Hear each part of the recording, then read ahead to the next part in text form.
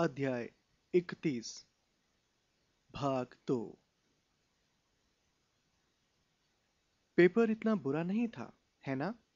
Hermione ने 2 घंटे बाद प्रवेश हॉल में चिंता से कहा। वो अब भी पेपर पकड़े थी। मुझे लगता है कि खुशनुमा सम्मोहनों के साथ न्याय नहीं कर पाई। मेरा समय ही खत्म हो गया था। क्या तुमने हिचकी रोधक सम्मोहन लिखा? मुझे यकीन नहीं था कि मुझे ये करना चाहिए। ये बहुत बड़ा लग रहा था। और सवाल 23?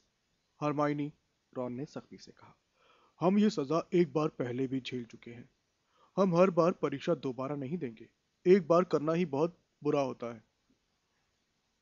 फिफ्थ ईयर के विद्यार्थियों ने स्कूल के बाकी विद्यार्थियों के साथ लंच किया। चारों हाउसों की टेबल लंच के वक्त दोबारा अपनी पुरानी जगह पर आ गई थी। फिर वे बड़े हॉल के पास वाले छोटे कमरे की तरफ चल दिए, जहां उन्हें तब तक इंतजार करना था जब तक कि उन्हें प्रायोगिक परीक्षा के लिए न बुलाया जाए। जब विद्यार्थियों के छोटे समूहों को उनके सरनेम के वर्णमाला क्रम के लिए बुलाया गया, तो पीछे रह गए विद्यार्थी मंत्र बुदबुदाकर छड़ी हिलाने का अभ्यास करने लगे। हालांकि कभी कभार छड़ी गलती से किसी की आंख या पीठ में घुस जाती थी। हरमाइनी का नाम पुकारा गया। वो कांपती हुई एंथनी गोल्डस्टीन, ग्रेगरी गॉयल और डेफ्ने ग्रीन ग्रास के साथ कमरे में चली गई। जिन विद्यार्थियों की परीक्षा हो चुकी थी वे बाद में वापस नहीं आए, इसलिए हैरी और रॉन को पता नहीं चल पाया कि हरमाइनी का प्रदर्शन कैसा रहा। रॉन ने कहा, अच्छा प्रदर्शन रहा होगा उसका। याद है उसे सम्मोहन के एक टेस्ट में 112% अंक मिले थे। 10 मिनट बाद प्रोफेसर फ्लिटविक ने पुकारा, Parkinson, Pence Patil, Padma Patil, Parvati, Potter, Harry. शुभकामनाएं, रॉन ने धीरे से कहा। हैरी बड़े हॉल में गया। उसने छड़ी इतनी कसकर पकड़ रखी थी कि उसका हाथ कांपने लगा। प्रोफेसर टॉफ्टी खाली है पॉटर, प्रोफेसर फ्लिटविक ने चू चू करती आवाज में कहा, जो दरवाजे के जरा सा भीतर खड़े हुए थे। उन्होंने हैरी को बहुत बूढ़े और गंजे परीक्षक की तरफ भेजते हुए कहा, जो दूर वाले कोने में एक छोटी टेबल के बीच बैठे थे। थोड़ी दूर पर प्रोफेसर मार्चबैंक्स ड्रेको मेलफॉय की आधी परीक्षा ले चुकी थी। पॉटर है। प्रोफेसर टॉफ्टी ने अपने नोट्स की तरफ देखा और हैरी के आते समय अपने चश्मे से उसे घूरा। मशहूर पॉटर। उन्होंने आंख के कोने से हैरी की तरफ देखा कि मेलफॉय ने उस पर एक गुस्से भरी निगाह डाली। जिस शराब के गिलास को मेलफॉय हवा में उठा रहा था, वो फर्श पर गिरकर टूट गया। हैरी अपनी मुस्कुराहट दबा नहीं पाया। प्रोफेसर टॉफ्टी ने मुस्कुराकर उसका हौसला बढ़ाया। कोई बात नहीं, उन्होंने अपनी कांपती हुई बूढ़ी आवाज में कहा, घबराने की कोई जरूरत नहीं है। अब तुम इस अंडे के कप को लो और इससे कुछ गुलाटियां लगवाओ। कुल मिलाकर हैरी ने सोचा कि ये अच्छा हुआ। उसका आकाशगामी सम्मोहन मेलफॉय से तो बहुत अच्छा था। हालांकि वो सोच रहा था कि काश उसने रंग परिवर्तन और वृद्धि सम्मोहन के मंत्रों में गड़बड़ नहीं की होती, जिससे उसका चूहा, जिसे नारंगी रंग का होना था, फूल गया और बिच्छू के आकार का हो गया। हालांकि हैरी ने तत्काल अपनी गलती सुधार ली। उसे खुशी थी कि उस वक्त हरमाइनी हॉल में नहीं थी और उसने बाद में जानबूझकर उसे ये बात नहीं बताई। उसे रॉन को ये बात बताने में दिक्कत नहीं थी, क्योंकि रॉन ने एक डिनर प्लेट को एक बड़े मशरूम में बदल दिया था और उसे जरा भी पता नहीं था कि ये कैसे हुआ था। उस रात को आराम करने का जरा भी समय नहीं था। वे लोग डिनर के बाद सीधे अपने हाउस के हॉल में गए और अगले दिन रूपांतरण की परीक्षा के लिए रिवीजन करने लगे। हैरी जब बिस्तर पर गया तो उसके दिमाग में जटिल मंत्र और सिद्धांत गूंज रहे थे। अगली सुबह लिखित परीक्षा में वो एक परिवर्तनकारी मंत्र की परिभाषा भूल गया। उसने सोचा कि उसका प्रैक्टिकल उम्मीद से ज्यादा अच्छा हुआ था। कम से कम वो अपने जानवर को पूरा ओझल करने में कामयाब हो गया था। जब अगली टेबल पर बेचारी हन्ना एबॉट का दिमाग पूरी तरह घूम गया था और उसने अपने नेवले को पक्षियों में बदल दिया था, जिन्हें हॉल से बाहर निकालने के लिए परीक्षा 10 मिनट तक रोकनी पड़ी। बुधवार को उनकी जड़ी बूटी विज्ञान की परीक्षा थी। इसमें दांतों वाले एक जेरेनियम पौधे ने उसे काट लिया। इसके अलावा हैरी ने अच्छा प्रदर्शन किया और फिर गुरुवार को गुप्त कलाओं से रक्षा की परीक्षा की। पहली बार हैरी को यकीन था कि वो पास हो गया है और किसी भी लिखित सवाल में कोई दिक्कत नहीं आई। और प्रैक्टिकल परीक्षा के दौरान उसे अम्बरिज के सामने मंत्रों के तोड़ और रक्षात्मक मंत्र प्रदर्शित करने में खास मजा आया। अम्बरिज प्रवेश हॉल के दरवाजे के पास खड़ी होकर देख रही थी। जब हैरी ने बहरूपिया ओझलीकरण मंत्र का बेहतरीन प्रदर्शन किया तो प्रोफेसर टॉफ्टी चिल्लाए, जो एक बार फिर हैरी की परीक्षा ले रहे थे। ओ, बहुत बढ़िया, शाबाश। अच्छा, मुझे लगता है कि बस हो गया पॉटर, जब तक कि वो थोड़ा आगे झुका। मैंने अपने दोस्त टाइबेरियस ऑंगडेन से सुना है कि तुम पितृदेव उत्पन्न कर सकते हो, बोनस पॉइंट के लिए। हैरी ने अपनी छड़ी उठाई, सीधे अम्बरिज की तरफ देखा और मन में यह खुशी भरा विचार सोचा कि उन्हें बर्खास्त किया जा रहा है। पितृदेव संरक्षणम। उसकी छड़ी के सिरे से चांदी जैसा मृग बाहर निकला और हॉल में दौड़ने लगा। सभी परीक्षक मुड़ मुड़कर उस मृग को देखने लगे। जब यह सफेद धुंध में खो गया तो प्रोफेसर टॉफ्टी ने उत्साह में तालियां बजाई। बहुत बढ़िया, उन्होंने कहा, बहुत बढ़िया पॉटर, अब तुम जा सकते हो। जब हैरी दरवाजे से अम्बरिज के पास से निकला तो उनकी नजरें मिली। उनके चौड़े पोपले मुंह के चारों तरफ एक बहुत बुरी मुस्कान थी, लेकिन उसे परवाह नहीं थी अगर वो बहुत ज्यादा गलत नहीं था, और इसी डर से वो ये बात किसी को नहीं बताने वाला था जो उसे अभी अभी एक आउटस्टैंडिंग OWL मिला था। शुक्रवार को हैरी और रॉन की एक दिन की छुट्टी थी, लेकिन हरमाइनी पुरातन लिपियों की परीक्षा दे रही थी, जो कि उनके सामने पूरे वीकेंड की छुट्टियां थी। इसलिए उन्होंने रिवीजन छोड़कर कुछ देर आराम करने का फैसला किया। वे जम्हाई लेते हुए एक खुली खिड़की के पास पसर गए और जादूगरों की शतरंज खेलने लगे। खिड़की से गर्मी की गर्म हवा अंदर आ रही थी।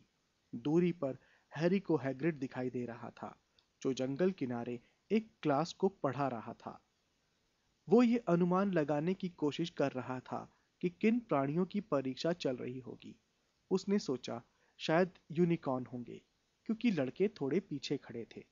तभी तस्वीर का छेद खुला और हरमाइनी अंदर आई।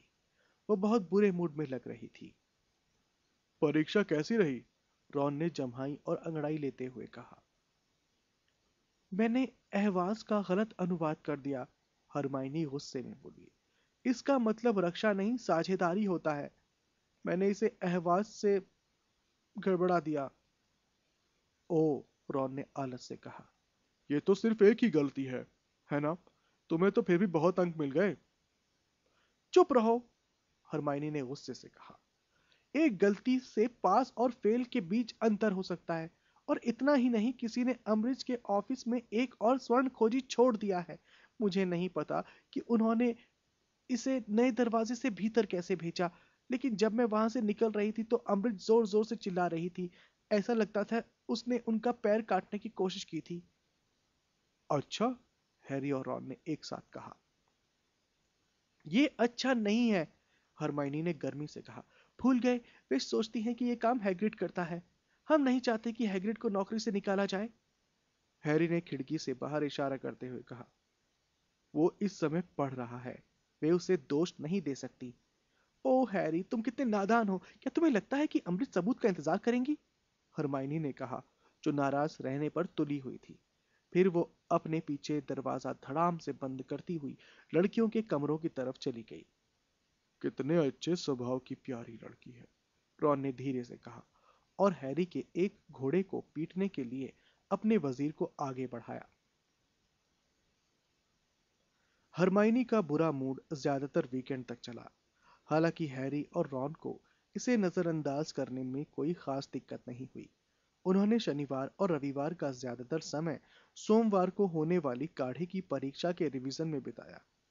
काढ़े की परीक्षा को लेकर हैरी सबसे कम उत्साहित था और उसे यकीन था कि ये ऑरर बनने की उसकी महत्वाकांक्षा का पतन साबित होगा। उसे लिखित पेपर मुश्किल लगा क्योंकि उसे लगा कि उसे भेस बदल काढ़े वाले सवाल में पूरे नंबर मिल सकते हैं। वो इसके प्रभावों को सटीकता से इसलिए बता सकता था क्योंकि उसने सेकेंड ईयर में इसे गैर कानूनी ढंग से पिया था। दोपहर को होने वाला प्रैक्टिकल उतना भयंकर नहीं था जितनी उसे आशंका थी। चूंकि स्नैप वहां मौजूद नहीं था, इसलिए वो काढ़ा बनाते समय आम तौर से ज्यादा आरामदेह महसूस कर रहा था। नेविल हैरी के बहुत पास बैठा हुआ था। वो काढ़े की क्लास के दौरान बहुत दुखी दिखता था, लेकिन आज वो ज्यादा खुश दिख रहा था। जब प्रोफेसर मार्चबैंक्स ने कहा, अब अपनी कढ़ाइयों से दूर हट जाएं, परीक्षा खत्म हो चुकी है, तो हैरी ने अपने सैंपल फ्लास्क के कॉर्क को इस एहसास के साथ लगाया कि भले ही उसे अच्छा ग्रेड न मिल पाए, लेकिन किस्मत अच्छी रही तो वो फेल नहीं होगा। सिर्फ 4 पेपर बचे हैं, पार्वती पाटिल ने थके अंदाज में कहा जब वे गरुड़द्वार के हॉल की तरफ वापस लौटे। सिर्फ, हरमाइनी ने तेजी से कहा, मुझे अंकों के जादुई महत्व की परीक्षा भी देनी है और ये शायद सबसे ज्यादा मुश्किल विषय है। किसी ने भी उसकी बात काटने की मूर्खता नहीं की, इसलिए वो अपना गुस्सा किसी पर भी नहीं उतार पाई और उसने हॉल में ज्यादा जोर से खी कर रहे फर्स्ट ईयर के विद्यार्थियों को डांटकर अपनी भड़ास निकाली। हैरी ने तय कर लिया कि वो मंगलवार को जादुई प्राणियों की देखभाल की परीक्षा में अच्छा प्रदर्शन करेगा ताकि हैग्रिड का सिर नीचा ना हो। प्रैक्टिकल परीक्षा दोपहर को अंधेरे जंगल के किनारे वाले लॉन पर हुई, जहां विद्यार्थियों को एक दर्जन हेजहॉग्स के बीच छिपे एक नार्ल की पहचानने के लिए कहा गया था। तरकीब यह थी कि सभी को बारी बारी से दूध दिया जाए। नॉर्ल्स की कलमों से कई जादुई गुण होते हैं, लेकिन वे आम तौर पर बहुत ही शक्की होते हैं और दूध पिलाने की कोशिश पर नाराज हो जाते हैं क्योंकि उन्हें लगता है कि उन्हें जहर देने की कोशिश की जा रही है।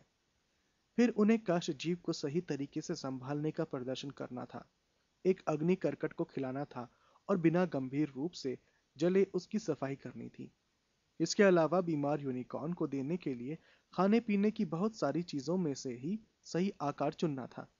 हैरी ने देखा कि हैग्रिड अपने केबिन की खिड़की से चिंता से देख रहा था। जब हैरी की परीक्षक नाटी मोटी जादूगरनी ने उससे मुस्कुराकर कहा कि अब वो जा सकता है, तो हैरी ने महल की तरफ लौटने से पहले हैग्रिड को ऊंचा अंगूठा करके दिखाया। बुधवार की सुबह खगोल शास्त्र का पेपर पर्याप्त अच्छा रहा। हैरी को यकीन नहीं था कि उसने बृहस्पति के सभी उपग्रहों के नाम ठीक से लिखे हैं, लेकिन उसे विश्वास था कि उनमें से किसी पर भी चूहे नहीं रहते थे। उन्हें खगोल शास्त्र के प्रैक्टिकल के लिए शाम तक इंतजार करना था, लेकिन दोपहर को ज्योतिष की परीक्षा हुई। हालांकि हैरी ज्योतिष में कमजोर था, लेकिन उसकी परीक्षा बहुत खराब साबित हुई थी। इसके बजाय तो वो सूने कांच के गोले में हिलने वाली तस्वीरें देखने की कोशिश कर सकता था। चाय की पत्तियों को पढ़ने के दौरान उसका सिर घूम गया। उसने कहा कि प्रोफेसर मार्चबैंक्स जल्दी ही एक मोटे सांवले भीगे हुए अजनबी से मिलेंगी। उसने इस पूरे घपले को खत्म करते हुए उनकी हथेली की जीवन और मस्तिष्क रेखाओं को गड़बड़ा दिया और उन्हें बताया कि उन्हें तो पिछले मंगलवार को ही मर जाना चाहिए था। संगमरमर की सीढ़ियां चढ़ते समय रॉन ने उदासी से कहा, देखो, हमें इसमें पास होने की ज्यादा उम्मीद नहीं थी। यह सुनकर हैरी थोड़ा ज्यादा ठीक महसूस करने लगा। रॉन ने तो अपने परीक्षक को विस्तार से बता डाला कि उसे अपने भाग्य दर्पण में एक बदसूरत आदमी दिख रहा है जिसकी नाक पर एक मस्सा है। तभी उसने ऊपर देखा और उसे यह भयंकर एहसास हुआ कि वो अपने परीक्षक के प्रतिबिंब का वर्णन कर रहा था। हैरी ने कहा, हमें उस मूर्खतापूर्ण विषय को लेना ही नहीं चाहिए था। फिर भी कम से कम हम उसे अब छोड़ सकते हैं, हैरी ने कहा। हाँ, अब हमें ये नाटक करने की जरूरत नहीं है कि बृहस्पति और यूरेनस जब ज्यादा दोस्ताना हो जाते हैं तो क्या होता है। और आगे, मुझे इस बात की परवाह भी नहीं रहेगी कि मेरी चाय की पत्तियां मौत का संकेत कर रही हैं। मैं उन्हें उठाकर कूड़ेदान में डाल दूंगा जो उनकी सही जगह है। हैरी हंसने लगा। तभी हरमाइनी उनके पीछे से भागती हुई आई। उसने एकदम अपनी हंसी रोक दी। उसे डर था कि कहीं वो बुरा ना मान जाए। उसने कहा, देखो, मुझे लगता है कि मैंने अंकों के जादुई महत्व की परीक्षा ठीक से दी है। यह सुनकर हैरी और रॉन दोनों ने ही राहत की सांस ली। बस जल्दी डिनर से पहले सितारों के चार्ट पर नजर डालने का समय है। जब वे रात 11 बजे खगोल शास्त्र की मीनार के ऊपर पहुंचे तो उन्हें सितारों को देखने के लिए आदर्श रात मिली, क्योंकि आसमान में एक भी बादल नहीं था। मैदान चांदनी में नहा रहा था और हवा में थोड़ी ठंडक थी। सभी विद्यार्थियों ने अपना अपना टेलीस्कोप जमाया और प्रोफेसर मार्चबैंक्स के इशारे पर सितारों के खाली चार्ट को भरने लगे। जब उन्होंने सितारों और ग्रहों की सटीक स्थितियां लिखी तो प्रोफेसर मार्चबैंक्स और टॉफ्टी उनके बीच घूमते रहे। चर्म पत्रों के सरकने की आवाज के अलावा कोई आवाज नहीं आ रही थी। कभी कभार टेलीस्कोप के चरमराने की आवाज आ जाती थी जब उसे स्टैंड पर संतुलित किया जाता था। इसके अलावा चर्म पत्रों पर कलम घिसटने की भी आवाज आ रही थी। आधा घंटा गुजर गया, फिर 1 घंटा। जब महल की खिड़कियों की बत्तियां बुझने लगी तो जमीन पर सुनहरी रोशनी के छोटे छोटे चौखाने ओझल होने लगे। बहरहाल, जब हैरी ने अपने चार्ट पर ओरियन की स्थिति लिख ली तो महल का सामने वाला दरवाजा खुल गया। दरवाजा उस मुंडेर के ठीक नीचे था जहां वो खड़ा था। दरवाजा खुलने से पत्थर की सीढ़ियों से थोड़ी दूर की घास पर रोशनी पड़ी। हैरी ने अपने टेलीस्कोप की स्थिति बदली और नीचे झांकने लगा। चमकती घास पर 5-6 आकृतियां चल रही थीं। फिर दरवाजा बंद हो गया और घास पर एक बार फिर अंधेरा छा गया। हैरी ने अपनी आंख दोबारा टेलीस्कोप पर लगाई और शुक्र की स्थिति देखने लगा। उसने नीचे की चार्ट को देखा जहां उसे ग्रह की स्थिति लिखनी थी, लेकिन किसी चीज से उसका ध्यान भंग हो गया। उसने अंधेरे मैदान की तरफ देखा। वहां 6 आकृतियां चल रही थी। अगर वे हिल नहीं रही होती तो चांदनी उनके सिर पर नहीं पड़ रही होती, तो वे अंधेरे मैदान में नजर ही नहीं आती। इतनी दूर से भी हैरी उन आकृतियों में सबसे मोटी आकृति की चाल को पहचान गया जो सबसे आगे चल रही थी। वो ये नहीं सोच पाया कि अम्बृज आधी रात के बाद बाहर क्यों टहल रही हैं, और उसे ये तो बिल्कुल भी समझ में नहीं आया कि वे 5 लोगों के साथ कहां जा रही हैं। फिर कोई उसके पीछे खांसा और उसे याद आया कि अभी आधी परीक्षा बची है। वो शुक्र की स्थिति बिल्कुल भूल गया था। उसने अपनी आंख टेलीस्कोप पर फिर से जमाई और शुक्र को दोबारा खोजा। वो चार्ट पर उसकी स्थिति लिखने ही वाला था, तभी उसे दूरी पर एक दस्तक सुनाई दी, जिसकी आवाज वीरान मैदान में गूंजने लगी। तत्काल किसी कुत्ते के भौंकने की दबी हुई आवाज आई। उसने धड़कते दिल से ऊपर देखा। हैग्रिड के केबिन की खिड़कियों पर रोशनी थी। जिन लोगों को उसने लॉन पार करते हुए देखा था, अब उनकी आकृतियां उन खिड़कियों के सामने दिख रही थी। दरवाजा खुला और उसने 6 आकृतियों को चौखट लांघकर अंदर जाते देखा। दरवाजा दोबारा बंद हो गया और खामोशी छा गई। हैरी बहुत परेशान दिख रहा था। उसने मुड़कर देखा। जो उसने देखा वो रॉन या हरमाइनी ने देखा था या नहीं, लेकिन उसी पल प्रोफेसर मार्चबैंक्स उसके पीछे आ गई। वो उनके सामने इधर उधर ताका झांकी नहीं करना चाहता था, वरना वो ये सोचने लगती कि वो किसी की नकल करने की कोशिश कर रहा है। इसलिए वो तेजी से सितारों के चार्ट पर झुका और उसमें नोट्स लिखने का नाटक करने लगा। दरअसल वो मुंडेर के ऊपर से हैग्रिड के केबिन की तरफ देख रहा था। अब केबिन की खिड़कियों के पार आकृतियां हिल रही थी, जिससे रोशनी कुछ समय के लिए ओझल हो जाती थी। उसे अपनी गर्दन पर प्रोफेसर मार्चबैंक्स की नजरें महसूस हो रही थी। उसने एक बार फिर अपनी आंख टेलीस्कोप पर लगाई और चंद्रमा की तरफ देखने लगा। हालांकि वो 1 घंटे पहले उसकी स्थिति लिख चुका था। जैसे ही प्रोफेसर मार्चबैंक्स हिली, उसे दूर वाले केबिन से एक गर्जना सुनाई दी, जो अंधेरे में गूंजती हुई खगोल शास्त्र की मीनार तक पहुंच गई।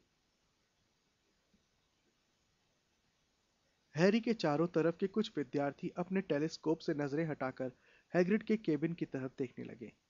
प्रोफेसर टॉफ्टी एक बार फिर खांसे। उन्होंने धीरे से कहा, ध्यान केंद्रित करने की कोशिश करो। ज्यादातर विद्यार्थी अपने टेलीस्कोप की तरफ लौट आए। हैरी ने अपनी बाईं तरफ देखा।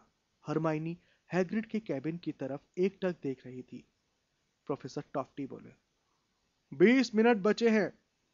हरमाइनी चौंक गई और तत्काल अपने सितारों के चार्ट को भरने लगी।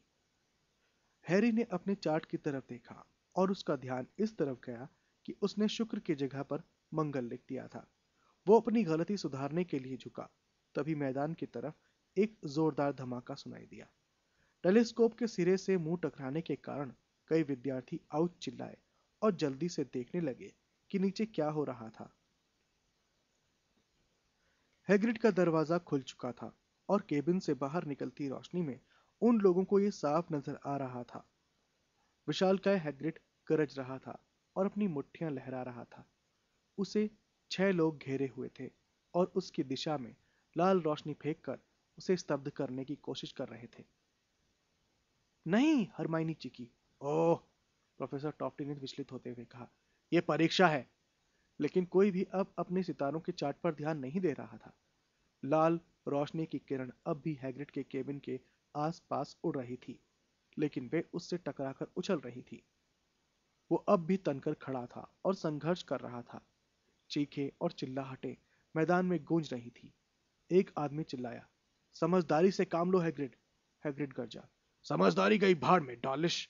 तुम लोग हमें इस तरह नहीं ले जा सकते। हैरी को फैंग की छोटी आकृति दिख रही थी, जो हैग्रिड को बचाने की कोशिश कर रहा था। फैंग बार बार हैग्रिड को घेरने वाले जादूगरों पर उछल रहा था, जब तक कि उस पर एक स्तब्धीकरण मंत्र नहीं पड़ा और वो जमीन पर नहीं गिर गया। हैग्रिड आवेश में गरजा और अपराधी को उठाकर फेंक दिया। वो आदमी हवा में 10 फुट उड़ा और दोबारा नहीं उठा। हरमाइनी की आह निकल गई और उसने दोनों हाथ मुंह पर रख लिए। हैरी ने रॉन की तरफ मुड़कर देखा। वो भी घबराया हुआ दिख रहा था। उनमें से किसी ने हैग्रिड को कभी इतने गुस्से में नहीं देखा था। देखो, पार्वती चीखी, जो मुंडेर पर झुककर महल के नीचे की तरफ इशारा कर रही थी, जहां सामने वाला दरवाजा एक बार फिर खुल गया था। अंधेरी घास पर एक बार फिर रोशनी हुई। इस बार एक लंबी छाया घास पर तेजी से जाती नजर आई। प्रोफेसर टॉफ्टी चिंता से बोले, देखो, अब सिर्फ 16 मिनट बचे हैं। लेकिन किसी ने उनकी बात पर ध्यान नहीं दिया।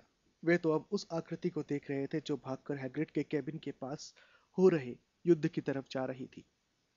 तुम्हारी हिम्मत कैसे हुई? वो आकृति भागते हुए चिल्ला रही थी। हरमाइनी फुसफुसाकर बोली, वो मैकगोनागल है। अंधेरे में प्रोफेसर मैकगोनागल की आवाज आई, उसे छोड़ दो। मैंने कहा छोड़ दो। तुम किस कारण उस पर हमला कर रहे हो? उसने कुछ नहीं किया है। जो उसे इस तरह। हरमाइनी, पार्वती और लेवेंडर चीख पड़ी। केबिन के चारों तरफ की आकृतियों ने प्रोफेसर मैकगोनागल पर 4 स्तब्धीकरण मंत्र मार दिए। केबिन और महल के बीच में लाल रोशनी की किरणें उनसे टकराई। एक पल के लिए तो उनका शरीर लाल रोशनी में चमकता रहा, फिर वे धड़ाम से पीठ के बल गिर पड़ी और हिली तक नहीं। बेड़ा गर्क हो, प्रोफेसर टॉफ्टी चिल्लाए।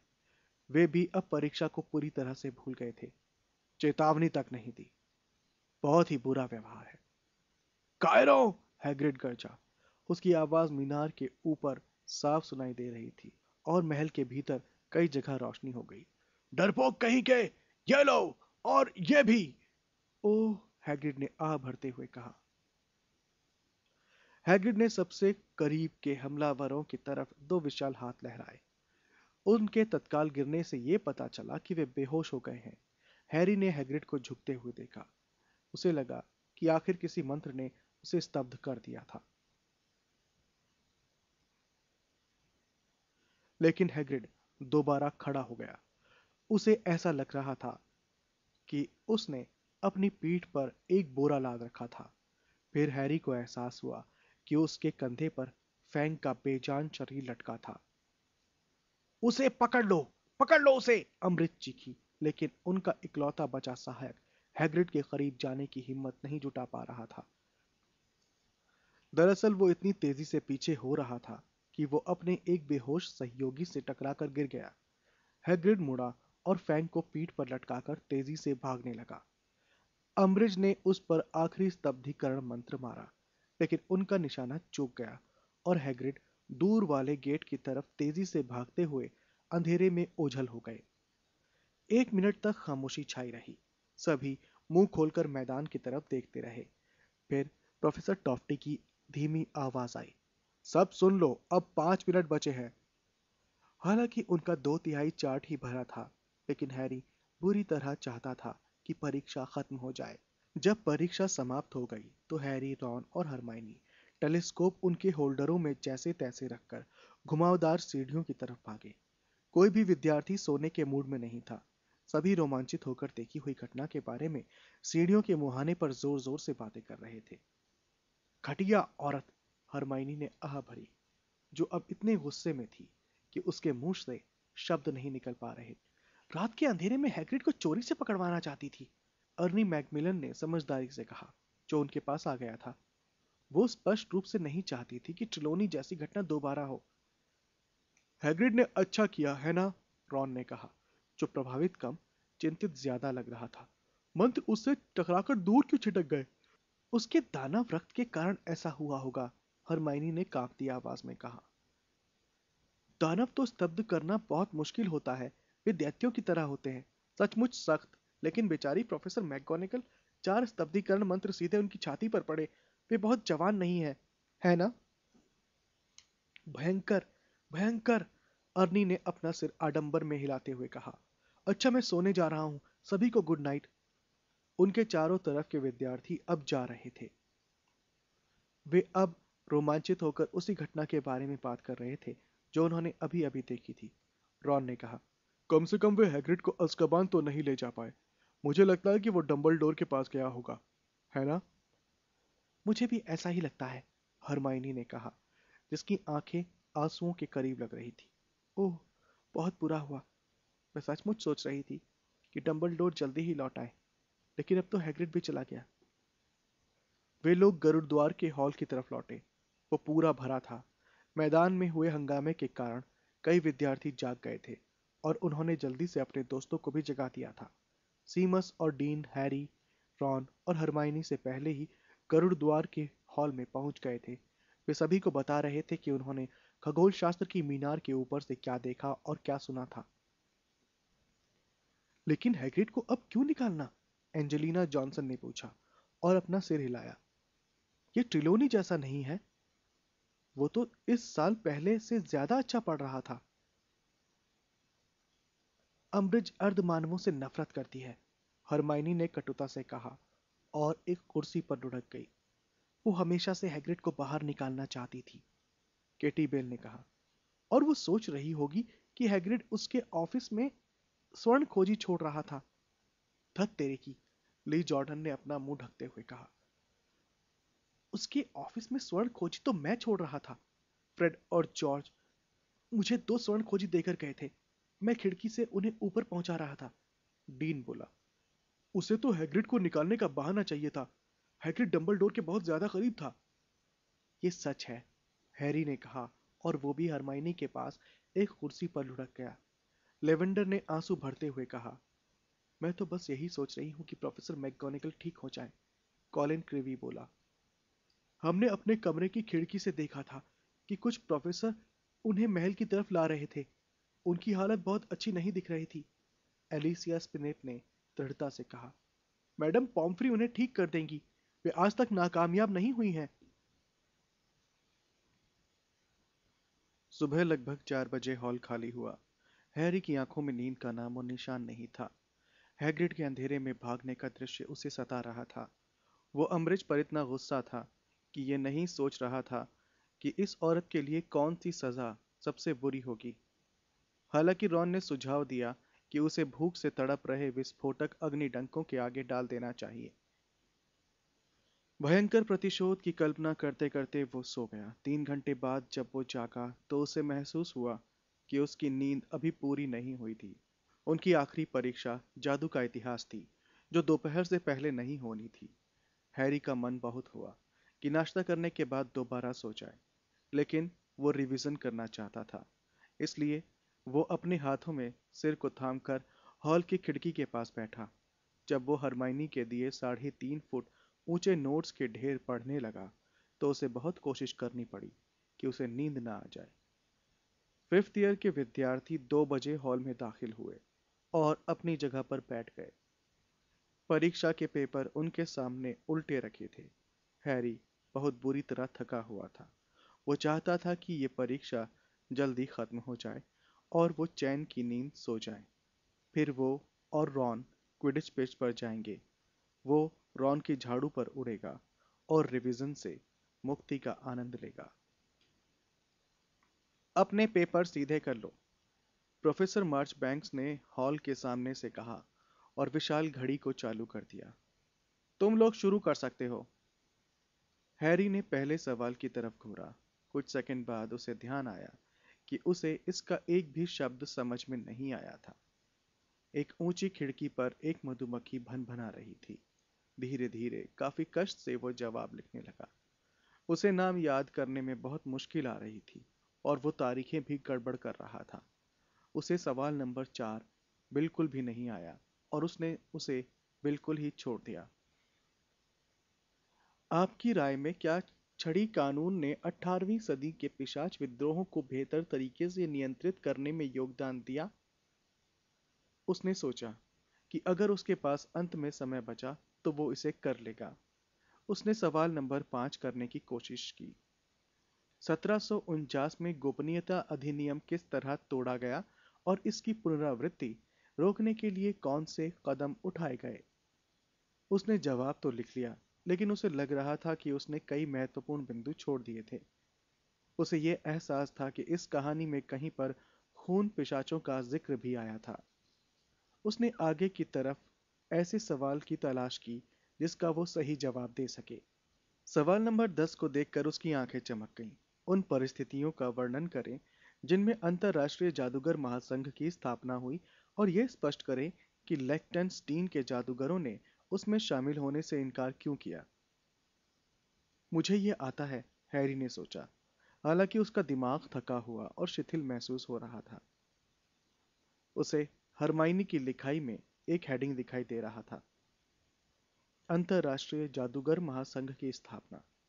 उसने उसके नोट्स आज सुबह ही पढ़े थे। वो पढ़ने लगा।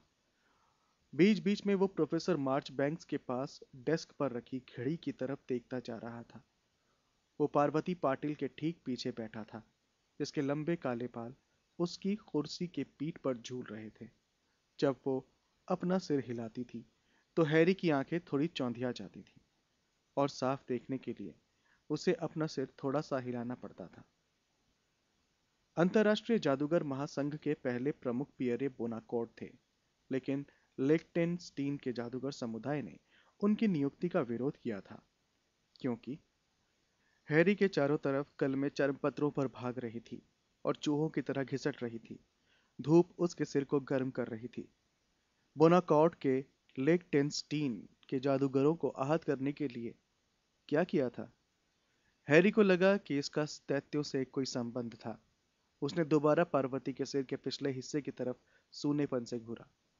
काश वो गुप्त घुसपैठ कर सके और उसके सिर के पीछे की खिड़की खोलकर देख सके कि दैत्यों के बारे में ऐसा क्या था जिस कारण पियरे बोनाकॉर्ड और लेक्टेनस्टीन के जादूगरों के बीच टकराव हो गया था। हैरी ने अपनी आंखें बंद कर ली और अपना चेहरा हाथों में छिपा लिया ताकि उसकी आंखों की पुतलियां ठंडी पड़ जाएं। बोनाकॉर्ड दैत्यों का शिकार रोकना चाहता था और दैत्यों का अधिकार देना चाहता था, लेकिन लेक्टेनस्टीन को दुष्ट पहाड़ी दैत्यों की प्रजाति के साथ दिक्कतें आ रही थीं। हाँ, यही बात थी। उसने अपनी आंखें खोली। वो दुख रही थी। चमकते सफेद चर्मपत्र को देखते ही उसमें पानी भर गया। धीरे से उसने दैत्यों के बारे में 2 लाइनें पढ़ी। फिर उसने अब तक की लिखी हुई बातें फिर से पढ़ी। वो बहुत कम लिख पाया था, हालांकि उसे पता था कि महासंघ पर हरमाइनी के नोट्स कई पन्ने लंबे थे। उसने अपनी आंखें दोबारा मूंद ली और उन्हें याद करने की कोशिश की। महासंघ की पहली मीटिंग फ्रांस में हुई थी। हाँ, वो ये पहले ही लिख चुका था। पिशाचों ने इस सभा में शामिल होने की कोशिश की थी, लेकिन उन्हें बाहर निकाल दिया गया था। वो ये भी पहले ही लिख चुका था, लेकिन लिंक्डइन से कोई भी नहीं आना चाहता था। सोचो, उसने खुद से कहा। उसका चेहरा हाथों में था, जबकि उसके चारों तरफ कलमें लगातार जवाब लिख रही थी और विशाल घड़ी में बालू गिरती जा रही थी।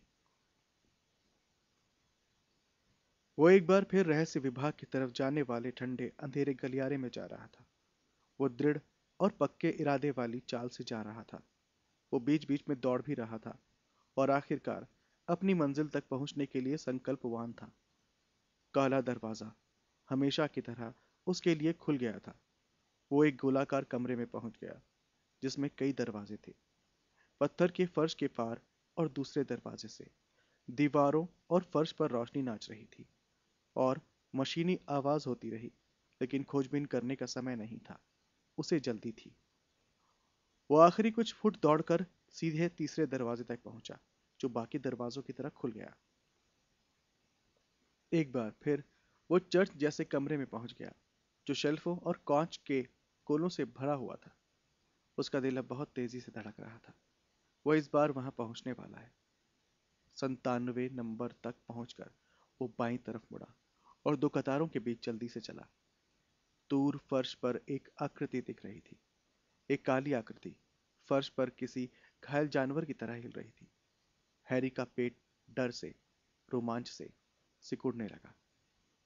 उसके मुंह से एक आवाज निकली, एक ऊंची ठंडी आवाज, जिसमें दया का नामो निशान नहीं था। तुम इसे उठाकर मुझे दे दो। इसे उठा लो, अभी।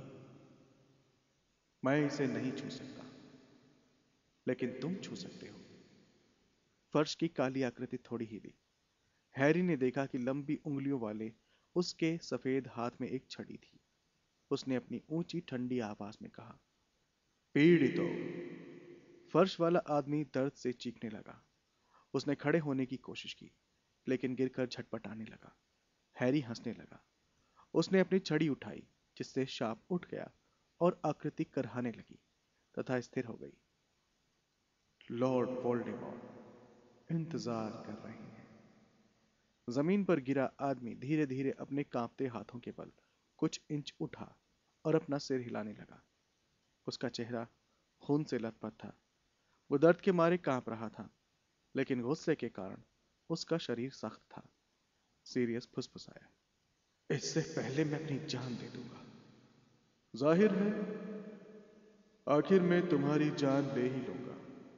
ठंडी आवाज आई, लेकिन उससे पहले तुम्हें मुझे वो चीज उठाकर देनी होगी। ब्लैक, तुम सोचते हो तुम दर्द छेड़ सकते हो। इस बारे में दोबारा सोच लो। हमारे पास बहुत समय है और किसी को तुम्हारी चीख सुनाई नहीं देगी।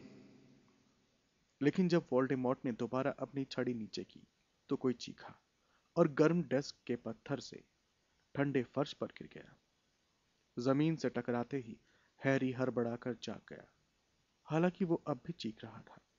जब उसकी आंखें खुली, तो उसे महसूस हुआ कि वो बड़े हॉल में था और उसके निशान में बहुत तेज दर्द हो रहा था।